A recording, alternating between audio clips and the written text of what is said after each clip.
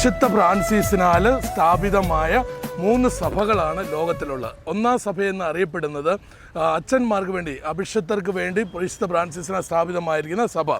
രണ്ടാം സഭയെന്ന് വിളിക്കപ്പെടുന്നത് സിസ്റ്റേഴ്സിന് വേണ്ടിയിട്ട് സ്ഥാപിക്കപ്പെട്ട, സന്യാസ ജീവിതം നയിക്കാനായിട്ട് ആഗ്രഹിക്കുന്ന സിസ്റ്റേഴ്സിന് വേണ്ടി സ്ഥാപിക്കപ്പെട്ട സഭയാണ്. എന്നാൽ മൂന്നാം സഭ എന്നറിയപ്പെടുന്ന മൂന്നാമത്തെ തരമായതുകൊണ്ടല്ല, അൽമായ ജീവിതത്തോടൊപ്പം, കുടുംബ ജീവിതത്തോടൊപ്പം സന്യാസ ജീവിതത്തിൻ്റെ അഭിഷേകത്തിലും വിശുദ്ധിയിലും ജീവിക്കാൻ വേണ്ടിയിട്ട് അൽമായർക്ക് വേണ്ടി വിശുദ്ധ ഫ്രാൻസിസിനാൽ സ്ഥാപിക്കപ്പെട്ട സഭയാണ് ഫ്രാൻസിസ്കൻ മൂന്നാം സഭയെന്ന് അറിയപ്പെടുന്നത്. ഫ്രാൻസിസ്കൻ മൂന്നാം സഭ സ്ഥാപിതമായത് ഇറ്റലിയിലാണെങ്കിലും നമ്മുടെ ഭാരതത്തിൽ അത് ഏറ്റവും കൂടുതലായിട്ട് പരികർമ്മം ചെയ്യപ്പെട്ടത് എന്ന് പറയുന്നത് പുത്തൻപറമ്പിൽ തൊമ്മച്ചൻ എന്നറിയപ്പെടുന്ന എടത്വ ഇടവകയിൽ ജനിച്ച് ഈ കേരളത്തിലും തമിഴ്നാട്ടിലുമായിട്ട് തൻ്റെ പ്രവർത്തനങ്ങൾ വ്യാപിപ്പിച്ച അൽമായ ദേവദാസനായിരിക്കുന്ന, ദേവദാസ പദവിയിലേക്ക് ഉയർത്തപ്പെട്ടിരിക്കുന്ന പുത്തൻപറമ്പിൽ തൊമ്മച്ചനിലൂടെയാണ് അത് അറിയപ്പെടുന്നത്. ഭാരതത്തിൻ മണ്ണിൽ ക്ലാരസഭയെ നീ നട്ടു നനച്ചെന്നും വളർത്തിയല്ലോ. പുണ്യശ്ലോകനായ പുത്തൻപറമ്പിലെ തൊമ്മച്ചനെയോർത്ത് നന്ദി ചൊല്ലിടാം. എടത്വ ദേശത്തിൻ്റെ വളർച്ചയിൽ, അതിൻ്റെ ആത്മീയ പുരോഗതിയിൽ വളരെയധികം സ്വാധീനം ചെലുത്തിയ ഒരു വ്യക്തിത്വമായിരുന്നു പുത്തൻപറമ്പിൽ തൊമ്മച്ചൻ്റേത്. കേരള അസീസി എന്ന പേരിലാണ് അദ്ദേഹം അറിയപ്പെട്ടിരുന്നത് എന്ന് നമുക്ക് എല്ലാവർക്കും അറിയാവുന്ന കാര്യമാണ്. അതുകൂടാതെ അൽമായ സഹോദരങ്ങൾക്ക് ആത്മീയതയിൽ കൂടുതൽ ഉയരുവാൻ വേണ്ടി ഏറ്റവും ശക്തമായ ഒരു പ്രസ്ഥാനം ആരംഭിച്ച ഒരു വ്യക്തി കൂടിയാണ് അദ്ദേഹം. മൂന്നാം സഭ എന്ന പേരിൽ അൽമായർക്കായിട്ട് ആരംഭിച്ച ഒരു പ്രസ്ഥാനമാണത്.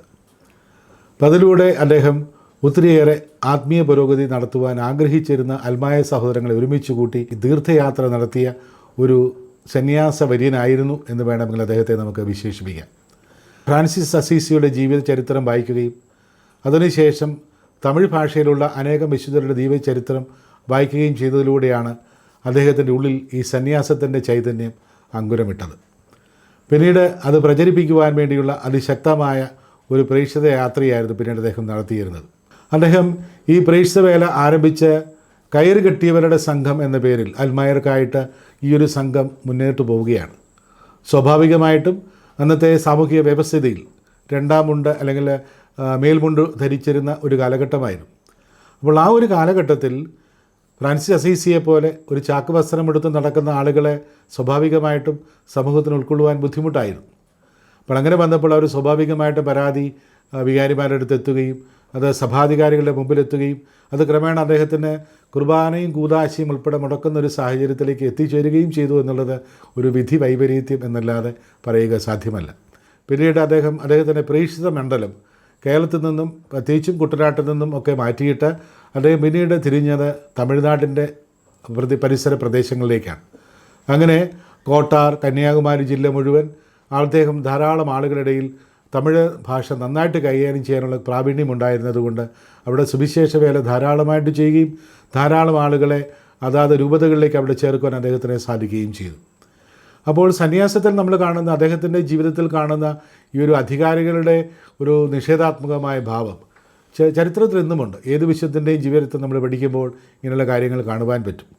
അപ്പോൾ അവിടെയും പതറാതെ, പകച്ചു നിൽക്കാതെ ദൈവമേൽപ്പിച്ച ദൗത്യം ദൈവിക ദൗത്യമാണെന്ന് മനസ്സിലാക്കിക്കൊണ്ട് അതിനുവേണ്ടി അഹോരാത്രം അധ്വാനിക്കുവാനും കഷ്ടപ്പെട്ട് നഗ്നപാതനായി ദീർഘദൂരം കിലോമീറ്ററുകളോട് നടന്ന് പോകുവാനുള്ള അദ്ദേഹത്തിൻ്റെ ആ ഒരു ആർജവം തീർച്ചയായിട്ടും ശ്ലാഘനീയമാണ്.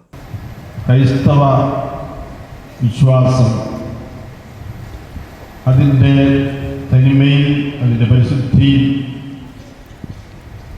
ഏറ്റവും ആത്മാർത്ഥതയോടെ ജീവിക്കാൻ ശ്രമിക്കുകയും അതിൽ വിജയിക്കുകയും ചെയ്ത ഒരു പുണ്യപുരുഷനാണ് ദേവദാസൻ പുത്തൻപറമ്പിൽ തൊമ്മച്ചൻ. അദ്ദേഹത്തിൻ്റെ ഭവനത്തിൽ സംഭവിച്ചൊരു കാര്യം നിങ്ങൾക്കെല്ലാവർക്കും അറിയാം എന്ന് സംശയമില്ല. അന്നത്തെ ജാതി വ്യവസ്ഥയുടെ ആ ഒരു പശ്ചാത്തലത്തിൽ അടുത്തുള്ള ഒരു കുളത്തിൽ തൊമ്മച്ചൻ പോകാൻ കഴിയപ്പോൾ ദളിതരോടുകൂടെ സഹവസിക്കുന്ന നമ്മച്ചൻ സ്പർശിച്ച ആ വെള്ളം മുഴുവൻ അശുദ്ധമായി തീർന്നിരിക്കുന്നു. അവിടെ ആ വെള്ളത്തിൽ, ആ കുളത്തിൽ വസ്ത്രമലക്കുന്ന സ്ത്രീ അത് കണ്ടപ്പോൾ ഈ കുളത്തിൽ തൊമ്മച്ചൻ മുഖം കഴിയ ഈ കുളത്തിലെ വെള്ളം മുഴുവൻ അശുദ്ധമായിരിക്കുന്നു, അതുകൊണ്ട് ഈ കുളത്തിൽ അലക്കുന്ന വസ്ത്രം പോലും അശുദ്ധമായിത്തീരുന്നു എന്ന് പറഞ്ഞുകൊണ്ട് ആ സ്ത്രീ തൊമ്മച്ചന് ചെയ്തടിച്ചു. തൊമ്മച്ചൻ മറ്റേ ചീടുകൂടി കാണിച്ചു കൊടുത്തു എന്നാണ് എഴുതിയിരിക്കുന്നത്. എന്നിട്ട് ആ സ്ത്രീയോട് കൈക്കെന്തെങ്കിലും വേദനിച്ചോ എന്ന് ചോദിക്കുകയും ചെയ്തു എന്നാണ് രേഖപ്പെടുത്തിയിരിക്കുന്നത്. അപ്പോൾ തൊമ്മച്ചൻ്റെ ആ ജീവിതം, തൊമ്മച്ചൻ ഈശോയുടെ വാക്കുകളിൽ വെള്ളം ചേർക്കാതെ അത് ജീവിക്കുവാൻ ശ്രമിച്ചു എന്നുള്ളതാണ്. തൊമ്മച്ചൻ്റെ ജീവിതത്തിലെ വളരെ പ്രധാനപ്പെട്ട ഒരു ശുശ്രൂഷ ഏറ്റവും എളിയവരെ സ്നേഹിക്കുകയും അവരുടെ കൂടെ ആയിരിക്കുകയും ചെയ്യുക എന്നുള്ളതായിരുന്നു. ദളിതരുടെ ഇടയിൽ, എളിയവരുടെ ഇടയിൽ പ്രവർത്തിച്ചു തുടങ്ങിയ ആദ്യ വ്യക്തികളിൽ ഒരാളായിരുന്നു തൊമ്മച്ചൻ. ജാതി വ്യവസ്ഥയും അസ്പൃശ്യതയും എല്ലാം നിലവിലിരുന്ന ആ രൂക്ഷമായിരുന്ന കാലഘട്ടത്തിൽ അധക്കൃതരായി കരുതപ്പെട്ടിരുന്നവരുടെ കൂടെ ആയിരിക്കുകയും അവരെ സുവിശേഷം അറിയിക്കുകയും അങ്ങനെ ധാരാളം പേരെ ക്രൈസ്തവവിശ്വാസത്തിലേക്ക് അറിയിക്കുകയും ചെയ്ത ഒരു ദേശീയനായിരുന്നു തൊമ്മച്ചൻ.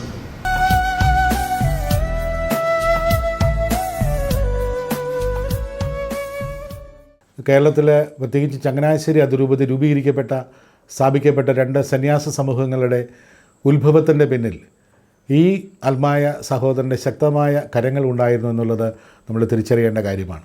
ഒന്ന്, അദ്ദേഹത്തിൻ്റെ ആത്മീയ ദർശനം, അദ്ദേഹത്തിൻ്റെ നിലപാടുകൾ, പ്രത്യേകിച്ചും പ്രാർത്ഥനയിലൂടെയും പരിത്യാഗത്തിലൂടെയും ഈ കോൺഗ്രിഗേഷന് വേണ്ടി ചെയ്ത സേവനങ്ങൾ നിസ്തുലമായിരുന്നു. ആരാധനാ സമൂഹം, ക്ലാര സമൂഹം, ഈ 2 സമൂഹങ്ങളുടെയും മഠം സ്ഥാപനത്തിൽ അദ്ദേഹം ചെയ്ത പങ്ക് നിർണായകമാണ്. ഇനി പ്രത്യേകിച്ചും എടത്വായിലുള്ളത് ആരാധന മഠമാണ്. ആരാധന മഠത്തെക്കുറിച്ച് ചിന്തിക്കുമ്പോൾ നമ്മൾ കാണുന്ന കാര്യം ഇതാണ്. ആദ്യം ഈ സന്യാസി സമൂഹം ആദ്യം അവർ വന്ന് താമസിക്കുന്നത് പുത്തമ്പറമ്പിൽ തൊമ്മച്ചൻ്റെ വള്ളപ്പുരയിലാണ്. അതായത് പണ്ട് പുരാതന ഭവനങ്ങളിൽ വലിയ വലിയ വള്ളങ്ങളൊക്കെ കൊണ്ട് കെട്ടിയിട്ട് പണിയുന്ന സംവിധാനങ്ങളാണ് വള്ളപ്പുര എന്ന് പറയുന്നത്. അപ്പോൾ അതിനുശേഷം പിന്നീട് ആ സന്യാസത്തിൻ്റെ വളർച്ച വന്നപ്പോൾ അവരുടെ തൊഴുത്തെന്ന് പറയുന്നത് നമ്മൾ വെറും ഒരു പശുവിനെ 2 പശുവിനെ കെട്ടുന്ന തൊഴുത്തായിട്ട് കാണരുത്. വളരെ അനേകം പശുക്കളെ വളർത്തുന്ന വലിയൊരു തൊഴുത്ത്. പിന്നീട് അത് രൂപാന്തരപ്പെട്ടാണ് ആദ്യത്തെ മഠം രൂപീകരിക്കപ്പെടുക, പ്രത്യേകിച്ചും സന്യാസിനി സമൂഹമായ SIBSന്. അന്ന് അദ്ദേഹത്തിൻ്റെ കൂടെ തോളോട് ചേർന്ന് പ്രവർത്തിച്ച ഒരു വിശുദ്ധയായിക്കൊണ്ടിരിക്കുന്ന മറ്റൊരു വ്യക്തിയാണ് ശാന്താളമ്മ. ശാന്താളമ്മയും ഒക്കെയും ഒരുമിച്ച് അവിടെ പ്രവർത്തിച്ചിരുന്നു എന്നുള്ളത് മറ്റൊരു പ്രത്യേകതയാണ്. ആത്മീയ വിശുദ്ധിയിൽ വളരുക എന്നതാണ് ഏറ്റവും പ്രധാനപ്പെട്ട കാര്യം. വചനം പാലിച്ച്, കൽപ്പനകൾ അനുസരിച്ച്, കൂദാശകൾ സ്വീകരിച്ച് ഫ്രാൻസിസ്കൻ ജീവിതശൈലി സ്വന്തം ജീവിതത്തിൽ പ്രാവർത്തികമാക്കിക്കൊണ്ട് ജീവിക്കുന്ന ഒരു കൂട്ടായ്മയാണ് ഫ്രാൻസിസ്കൻ 3-ാം സഭ എന്ന് പറയുന്നത്. അത് വ്യത്യസ്തമായിട്ട് സഭയിലെ മറ്റെന്തെങ്കിലും സംവിധാനത്തിന് വ്യത്യസ്തമായിട്ടല്ല, സഭയോട് ചേർന്ന് ഇടവക വികാരിക്ക് വിധേയപ്പെട്ടുകൊണ്ട് ആണ് ഇതിൻ്റെ പ്രവർത്തനങ്ങളെല്ലാം നടത്തുന്നത്. സഭയുടെ സജീവമായ പ്രവർത്തനങ്ങളിൽ പങ്കാളിയാകുകയാണ് ചെയ്യുന്നത്. നമ്മളിന്ന് ജീവിക്കുന്നത് ധ്യാന കേന്ദ്രങ്ങൾ ധാരാളമുള്ള ഒരു കാലഘട്ടത്തിലാണ്. 1 നൂറ്റാണ്ട് മുമ്പ് ധ്യാനം എന്തെന്ന് പോലും ചിന്തിക്കാൻ പറ്റാതിരുന്ന കാലത്ത് ആത്മായ സഹോദരങ്ങൾക്ക് വേണ്ടി താമസിച്ചുള്ള ധ്യാനം നടത്തിയ ഒരു സവിശേഷ പ്രതിഭയായിരുന്നു എന്ന് നമുക്ക് കാണുവാൻ സാധിക്കും. ആലപ്പുഴയിലുള്ള പൂന്തോപ്പ് എന്ന് പറയുന്ന സ്ഥലത്ത് ആ ഇടവകയോട് ചേർന്ന് അവിടുത്തെ കുറേ പ്രഗത്ഭരായ ആളുകളുടെ സഹകരണത്തോടു കൂടി അവിടെ ഭവനത്തിൽ ആഹാരം വെച്ച് അവർക്ക് വചനപ്രഘോഷം നടത്തി ധ്യാനം നടത്തിയിരുന്ന ഒരാഴ്ച നീളുന്ന ധ്യാനം അദ്ദേഹം നടത്തിയിരുന്നു എന്നുള്ളത് നമ്മളെ ഏവരെയും അത്ഭുതപ്പെടുത്തുന്ന ഒരു കാര്യമാണ്. മരിക്കുന്നതിന് മുമ്പ് തൻ്റെ മരണദിനം ഏതാണെന്ന് ആർക്കെങ്കിലും പ്രവചിക്കാൻ പറ്റുമോ? പറ്റും. അങ്ങനെ കൃത്യമായി പ്രവചിച്ചിരുന്ന ഒരു വ്യക്തിയാണ് പുത്തമ്പറമ്പിൽ തൊമ്മച്ചൻ. അദ്ദേഹം പറഞ്ഞതുപോലെ സകല വിശുദ്ധരും തിരുനാൾ ദിവസം മരിക്കണമെന്നുള്ളത് അദ്ദേഹത്തിൻ്റെ വലിയൊരു ആഗ്രഹമായിരുന്നു. അപ്പോൾ അങ്ങനെ അന്തികൂദാശ ഏതാണ്ട് സ്വീകരിക്കേണ്ട സാഹചര്യം വന്നപ്പോൾ വീട്ടുകാർ അന്നത്തെ വികാരിച്ചനായ പുണ്യശ്ലോകനായ കുരിയാളശ്ശേരി പിതാവിനെ വിളിച്ചു. അദ്ദേഹം അവിടെ എത്തി. അപ്പോൾ ഈ വിശുദ്ധൻ പറഞ്ഞൊരു കാര്യം ഇതാണ്: പിതാവ് അവിടെ മാറി വിശ്രമിക്കും, എൻ്റെ സമയം കുറച്ചുകൂടെ ഉണ്ട്. അപ്പോൾ അകത്താണ്ട് പിറ്റേന്ന് പുലരുന്ന ആ സമയത്താണ് അദ്ദേഹത്തിൻ്റെ മരണം സംഭവിക്കുക. അതിനു മുമ്പ് വികാരിച്ചൻ വന്ന് അന്ത്യകൂദാശ നൽകുകയും അത് സുബോധത്തോടെ സ്വീകരിച്ചുകൊണ്ട് അദ്ദേഹം യാത്രയാവുകയും ചെയ്തു. ഇനി അദ്ദേഹത്തിൻ്റെ ശവസംസ്കാരം ശുശ്രൂഷകളെല്ലാം നടത്തിയത് എടത്വാ പള്ളിയിലാണ്. ഓർമ്മ വെച്ച കാലം മുതൽ ഈ ഒരു ശവകുടീരം പ്രത്യേകമായ സവിശേഷമായ സ്ഥാനം ഞങ്ങളുടെ സെമിത്തേരിയിൽ ഉണ്ടായിരുന്നു എന്നുള്ളത് ഞങ്ങൾ എപ്പോഴും ഓർക്കുകയാണ്. പിന്നീട് അദ്ദേഹത്തിൻ്റെ തിരുശേഷിപ്പുകൾ വർഷങ്ങൾക്ക് ശേഷം വീണ്ടും കളക്ട് ചെയ്ത അവസരത്തിൽ കണ്ട ഒരു അത്ഭുതകരമായ ഒരു കാര്യം കൂടി ഞാൻ പറയാൻ ആഗ്രഹിക്കുകയാണ്.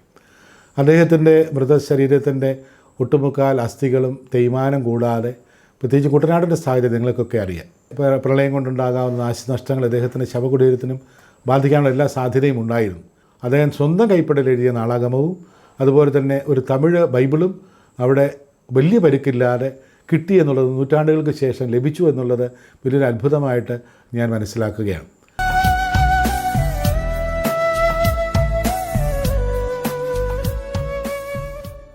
ഈ കാലഘട്ടത്തിൽ ഈശോയെ സാക്ഷ്യം കൊടുക്കുവാൻ നമ്മൾ വൈമുഖ്യം കാണിക്കുമ്പോൾ അദ്ദേഹം തൻ്റെ ജീവിതം കൊണ്ട് നടത്തിയ ആ ഒരു ശക്തമായ സാക്ഷ്യം നമുക്കേവർക്കും പ്രചോദനമാവട്ടെ എന്ന് ഞാൻ പ്രാർത്ഥിക്കുകയാണ്. അതോടൊപ്പം തന്നെ ഞാൻ പൂർണ്ണമായി വിശ്വസിക്കുന്നു അദ്ദേഹം വൈദികരുടെയും സന്യസ്തരുടെയും ഒക്കെ ഒരു ശക്തനായ കാവൽക്കാരനാണ്, പ്രാർത്ഥന മൂലം, മധ്യസ്ഥ പ്രാർത്ഥനയിലൂടെ.